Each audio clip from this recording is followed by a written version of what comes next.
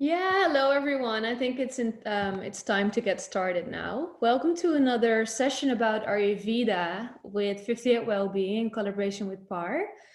Mikhail is really busy today moving stuff around, so we said I'll just do my own introduction.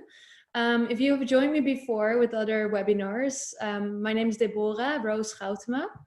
I'm from Holland, therefore the surname. And my passion is Ayurveda, and this is, I think, the seventh, maybe even edition that we do about Dinakarya, which is a self-care routine, because Ayurveda values self-care routine, has a really high place for this. And the beautiful thing about Ayurvedic self-care routine is that there is no right or wrong. There is only what is good for you and what is good for you today. And in order to know what is good for you today, Ayurveda works with the doshas, which is a 5 elemental balance or imbalance that you're in or that you're out. And depending on the elements that you accumulate, that you have, that you're in, you then decide to change your self-care routine. However, so this session is also about self-care routine, but then in the perspective for women's health. So it's about the menstrual cycle. This one is a little bit less personalized though, because we are going to talk about the moon cycle as well, which is very universal. However, the moon cycle has a personal element because the menstrual cycle is also referred to as a moon cycle, and that one again is very personal. So to dive into the concept of the moon a little bit, traditionally, women would align themselves with the moon cycle in the same way our sleep and wake cycles and the tides of the ocean, the planning of sowing, reaping, and harvesting, as well as the nesting behavior, for example, that birds have, are aligned with the moon cycle as well.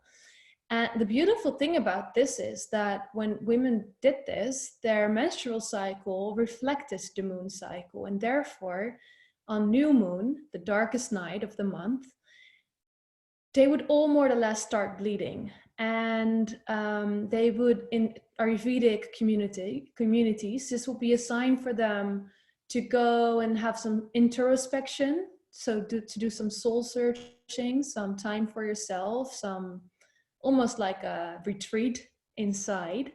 But throughout this process, you would have the support of other women that were also bleeding too. So rather than having it as a inconvenient happening that happens in our lives every single month for 3 up to 8 days, it was actually a beautiful inner journey that supports us to cleanse our womb, but also our headspace. So yeah, that's what the menstruation was also used for in Ayurvedic communities in Vedic times. And it does make sense because there is alignment between the moon cycle and the menstrual cycle. First of all, the time that the moon takes to orbit the earth is 27.5 a day. And the time that our cycle takes from menstruation to ovulation to a new menstruation can be any time of any length between 21 and 35 days. And in your really young years, for teens, can take up until 45 days. The same thing happens if you've been on the pill and you go off it. But there is an average time of 28 days. So that only is a half a day difference with the time that the moon takes to orbit the earth. And in human anatomy, if you look at it from an Ayurvedic perspective, we have a tissue replenishing cycle that takes 35 days for all our tissues to be regenerated and replenished by our body. The end product of this replenishing cycle is called ojas, which means immunity. And the tissue that influences this a lot is the shukra tissue, which is the tissue for the sex organ. So this is where our whole vaginal canal, including the womb and the ovaries, is laid in. So that's another connection that we have to the moon, because the end product is called ojas, which is immunity, but it also translates as nectar or soma. And soma is a translation for moon. So there we are connected again. nectar, maybe you actually have heard of the word soma because it's been commercialized a little bit. Brands use soma water or soma milk to refer to their product that's really nourishing. So they have a nourishing plant-based milk, for example, they call it soma milk, or soma water or nectar water for a water that's been purified and maybe been infused with crystals, etc. So this is where you may have heard it before. So just to know that these words are from Sanskrit, referring to the moon and referring to your immunity, and also referring to the end product of your reproductive organs, which, unless you're planning on giving new life, will be ojas, which is immunity. So I think actually it would be nice to do some screen sharing, because I would like to walk you through through the phases within the cycle that the woman goes through in her menstrual cycle, and how we can compare this to the cycle that the moon goes through. In this cycle, I'm just going to share the screen first, because every time I try to speak and sharing at the same time is not a good idea. I'm not sure. Share at the time. Advanced sharing options. Michelle, only hosts can do screen sharing, I think, at the moment, which is you. So that means I cannot share. I'm not sure if Michelle is still here.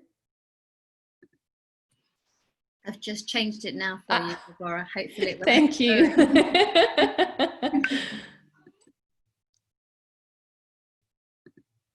So let's see if that worked. Yes, it did.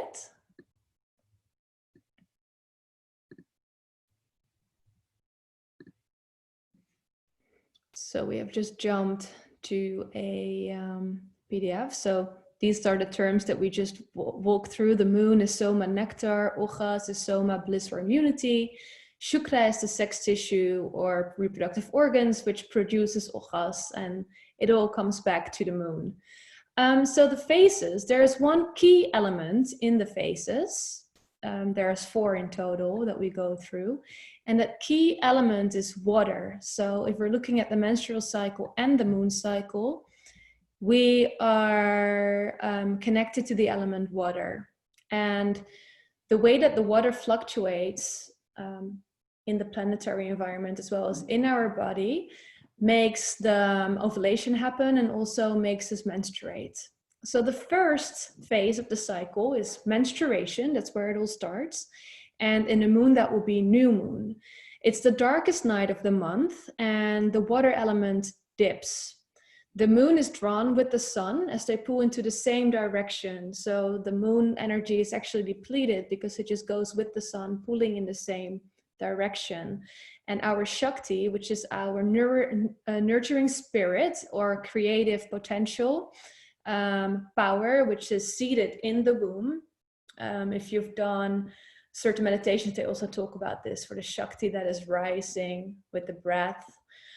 So at the menstruation time and also at the new moon time, this power, this nurturing spirit is depleted because the water element is at its lowest. And that causes a downward moving energy that will cleanse the womb, because the downward moving energy pushes all the blood out and cleanses us. It's a sharp cleansing quality, and this is of support for introspection. And it's made especially insightful as our womb mirrors the imbalancing by delivering specific symptoms in your periods. And we can categorize these imbalances as Vata or Pita or Kapha. So if you keep a journal, and in this journal you just simply write down which symptoms you have this time around, then you can see if your period is a Vata, Pita, or a Kapha period. And what that means for you is that the dosha that came out in your period is the dosha that you have engaged with a bit excessively throughout your full cycle. So in knowing so, you can then make amendments to change that for your next cycle, to look at your self-care a bit differently, so that hopefully next cycle you'll have different symptoms, or there will be more ease there. in this presentation that you see in front of you, Michelle will send it to you after the webinar as well. You can find the symptoms. You can just walk through them with you. A Vata period, the qualities that belong to a Vata period is that you feel cold and stiff, and the emotions that come out are worry, fear, and nervousness, feeling nervous. So you may have a drop body temperature and cramps that can feel quite heavy, that is affecting your lower back, but also shoots down in your thighs. You may even have shivers, chapped lips, and a prickling discomfort in the area of your womb. And your flow, the blood flow, comes out as frothy, quite dry, so maybe there will be some crumbs even in there, and thin. And the color, therefore, because it is quite dry, is a bit darker. So if you notice this, then you know that you've been very mobile, you've spent a lot of time in your head.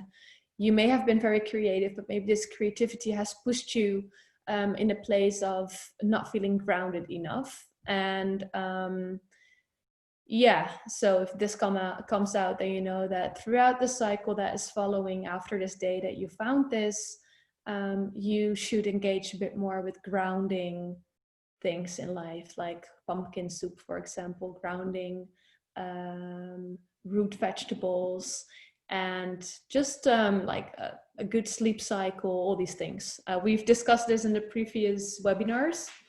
Maybe you can still get to your media kits, and there will be so much information in there. A Pita period is a hot and sharp period. So it means that your body temperature is raised, and you may feel a bit barky and sharp or edgy.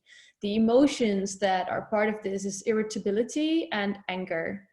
And you may also feel burning sensations or a bit sour in the mouth when you wake up. The stool is very loose, diarrhea-ish, oily. You may experience a headache. Tender breasts is part of this, typically a bit before your period. Acne or just breakouts around the nose and the chin and the jaw. And the smell of the odor of your flow may be a bit fleshy or just full smelling or sour smelling. And the color is typically bright red or yellowish, just a yellow tinge. So if this comes out, then you know that in this period in this cycle, you've been very productive, which is a great thing. But if that productivity has compromised your peace of mind and your rest, then this period is there for you to really take your rest, to take it easy, avoid any cardio or other intense classes, and maybe even you can suggest to avoid intense classes if you like to work out for the full month after this period. Also, it might mean that you've had a lot of hot food, maybe too many espressos, just you've engaged too much with the fire element, or maybe it's just the emotion that is part of the fire element, like anger or irritability, that you have engaged with a lot. So these are things to keep in mind. A Kapha period is more of a slow one, a dull one, a lethargic one. The emotions connected to this is a blue mood or emotional eating. And it might mean for your body that you're holding water, that your breasts are swelling. So rather than tender, they're just swelling, holding water. You may have the need to sleep excessively. You may be bloated, and you may have a dull discomfort other than sharp in the womb area. And the flow that comes out can be a bit itchy for you. And maybe you have yeast infection right before your period or right after your period. The flow comes out as yellowish, slimy, and heavy. So it can be either heavy and a bit shorter, like not really short, actually 6 days, or not super heavy, but really long, 8 days. And if this comes out, these symptoms comes out in your period, you know that you may engage next month a little bit more with rejuvenating exercises and find your passion in things. Give yourself some projects, things to get excited about, and also to get you out of the house. Well, that's a bit difficult now, but maybe do the 2 exercises and go running. So yeah, a Kapha period shows you that you can have a little bit more sweat and do a little bit more rejuvenating things in throughout the month. So to get back to the phases in the cycle, that was the first one, menstruation, or new moon. Then the second phase is the waxing moon. You can see it here. Waxing moon means that there is a moon visible again in the night sky, because the new moon you don't see anything, and then as soon as something starts to form again and starts to get bigger, starts to wax, that is the waxing moon.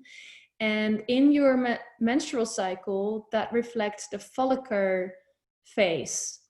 And in the follicle phase, there is a follicle stimulating hormone, FSH, that is released to grow a follicle, and this follicle increases your estrogen levels.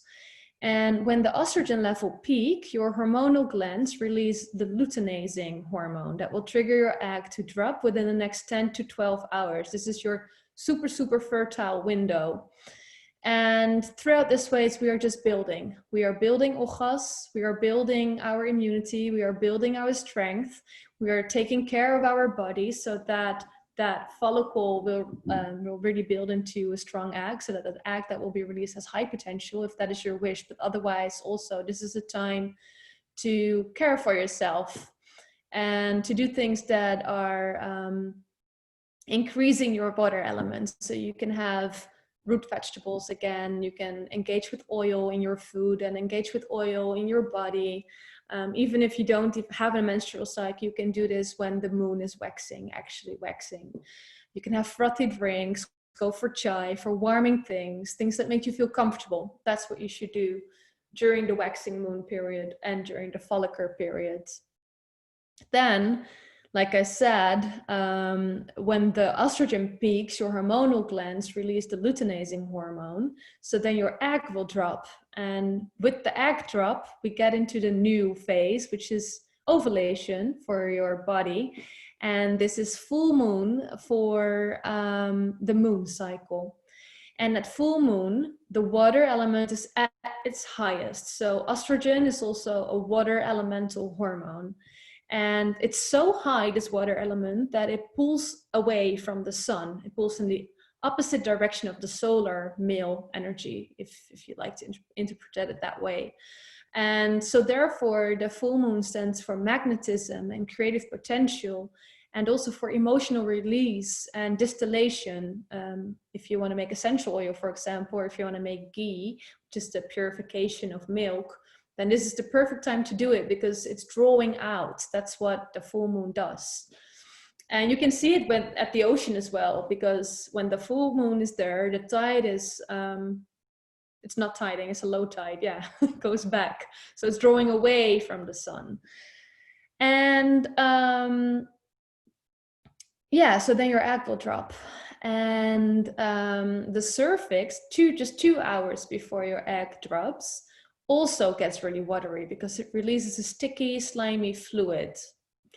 And ovulation, as well as full moon, is a really good time to, again, go back to your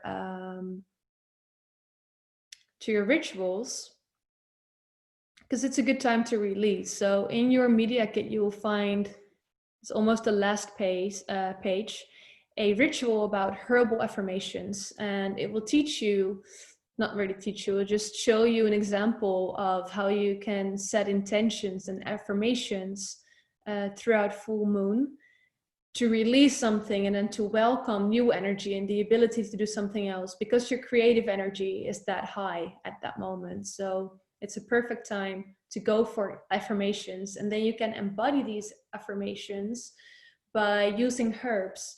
So from full moon on, until the next new moon, you can then work with these herbs that then embody for you the affirmation that you've made.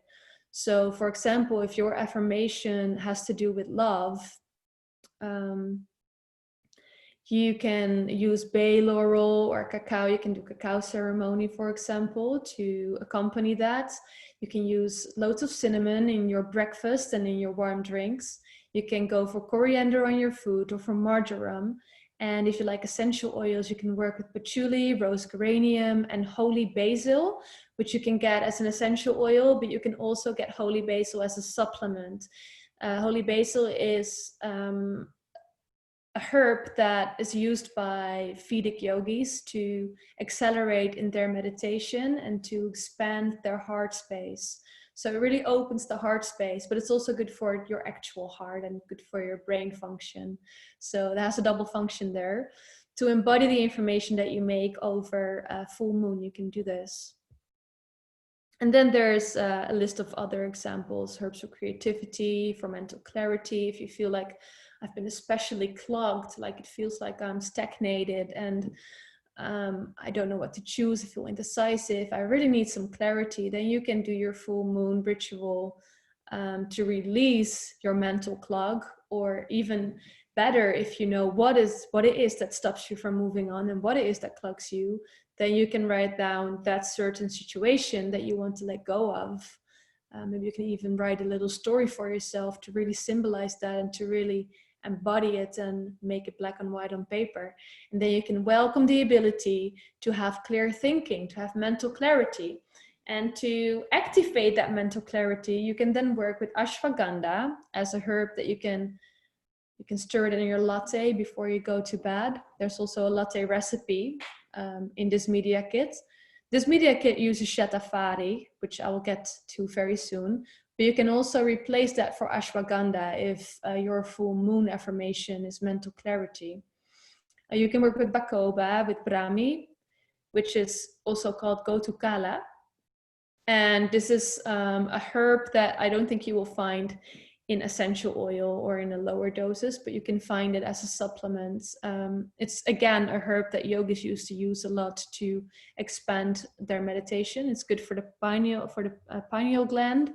And yeah, it just really stops you from brain clog and gives you the headspace that you need if you're looking for mental clarity. Also, you can use cardamom. This is a great herb as well to put in your coffee because it takes out the acidity. So if you like coffee for mental clarity, but you also know that too much coffee is really not doing any better for you, then have the coffee with cardamom because it takes out the acidity and it makes it more soothed and adaptable for your body. And passion flower is a beautiful essential oil that you can use with to activate that affirmation that you make over full moon. After full moon, you enter the next phase, which is the waning phase. And for your body, this is the luteal hormonal phase.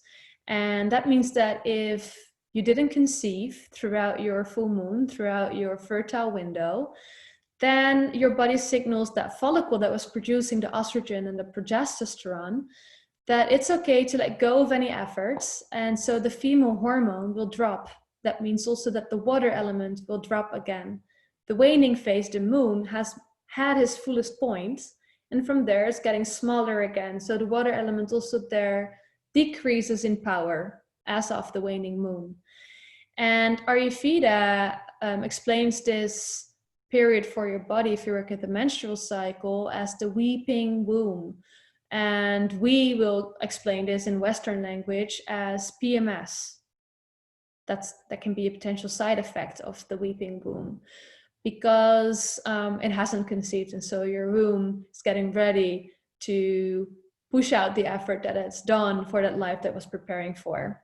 So, but whether or not you're planning to have new life, your womb may actually feel like that, like a weeping womb, because you may have different emotions if you get closer to your menstrual period where you go menstruating. And you may have different sensations in your body and breakouts or headaches or a hotter temperature or a lower temperature, or you may already feel snappy or overwhelmed faster. So this is all in Ayurveda, the weeping womb. And there is an answer to that, to make that less and to soothe your face into the new moon cycle. And that answer is shatafari. And I think I have a recipe for you. Yeah, here, shatafari moon milk. So this is for the waning moon phase or your luteal phase in the menstruation. And the timing of this Shatafari moon milk is right before dinner, or if you've eaten early enough, just before bed. Shatafari is the key ingredient in this recipe, but you can find other ingredients in this recipe that support the effect of Shatafari and make it even broader depending on what you have. So for example, you may want to add turmeric if you have a Pita period. So for a sour or full smelling discharge, or a sour full smelling flow that is also yellow tinged, turmeric is good to add. If you're more light sleeper, you can add nutmeg, or like I said, you can add ashwagandha here. If you need more support for your digestive system, then fennel is a good answer for that. And then there's saffron, black pepper, and cinnamon that will all increase the work that Shatafari already does. And what Shatafari does is it lubricates the reproductive system.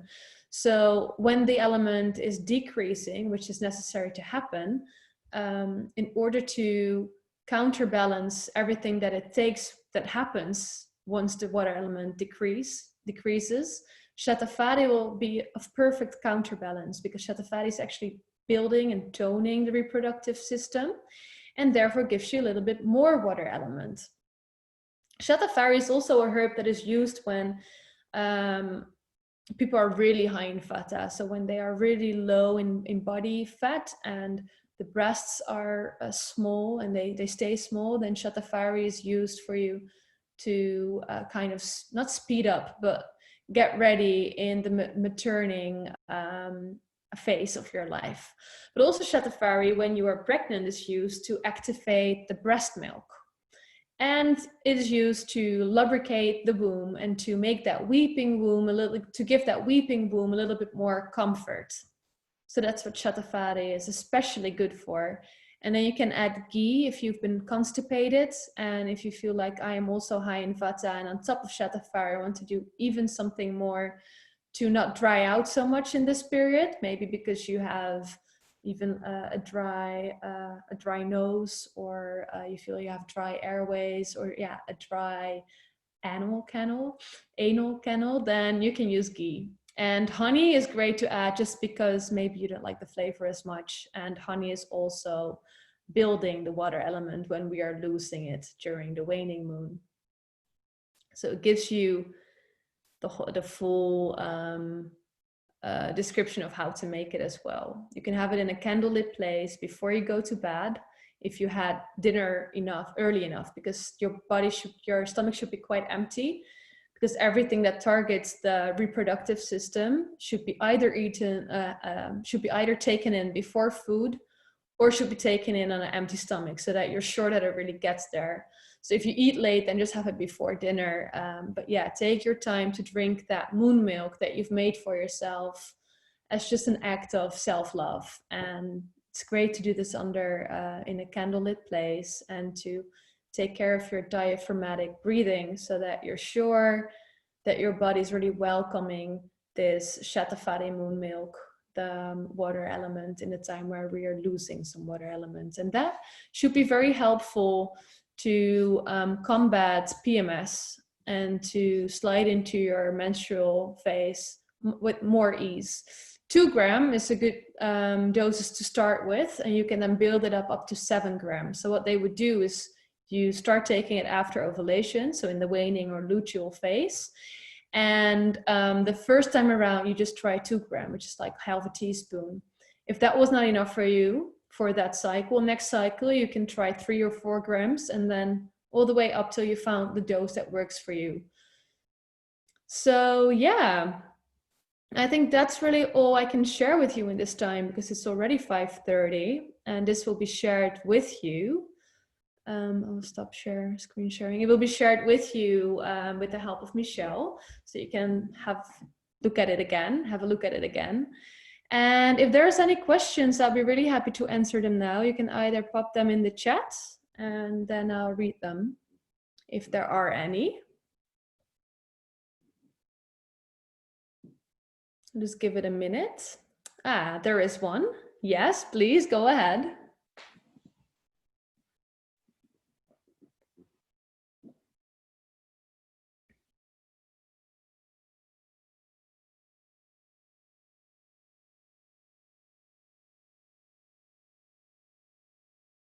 What happens if you are a mixture of Data and I think it's called Vata and Pitta?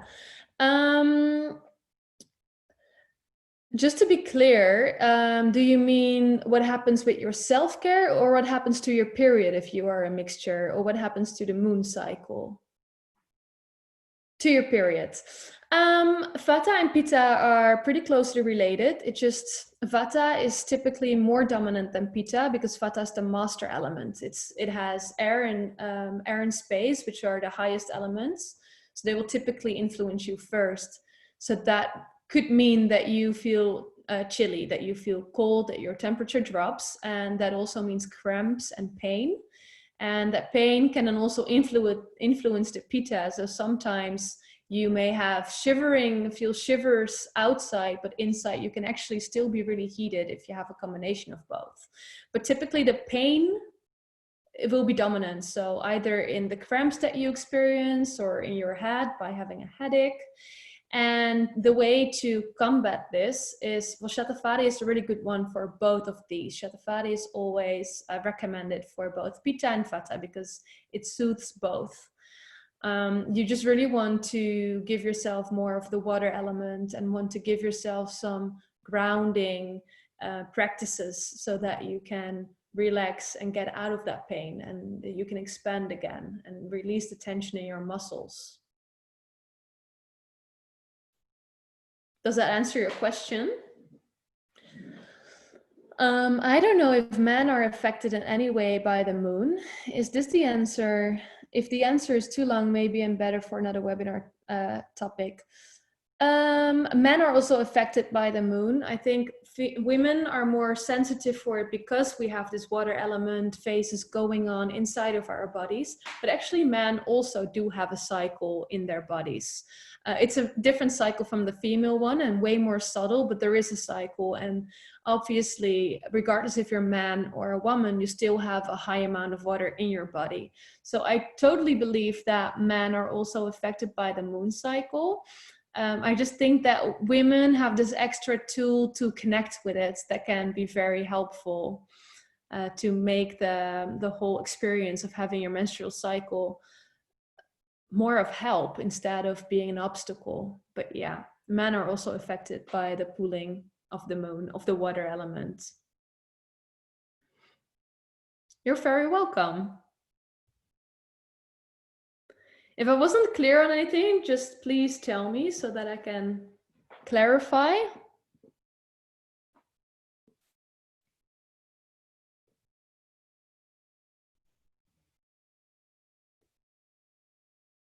Okay, well, it seems to be clear.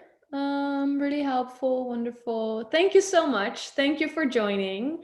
And if any questions, then you can always email to Michelle. She'll forward it to me.